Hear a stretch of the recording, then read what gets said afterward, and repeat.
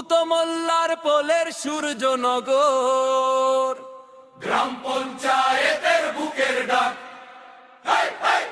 আমাদের এই আইএসও সকলেরই আইএসও, খেতে খাওয়া মানুষের এই এসোসেফ।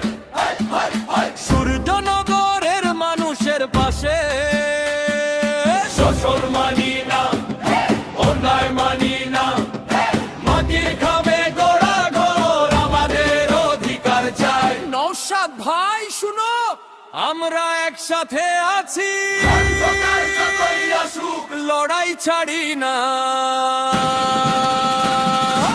আইএসএফ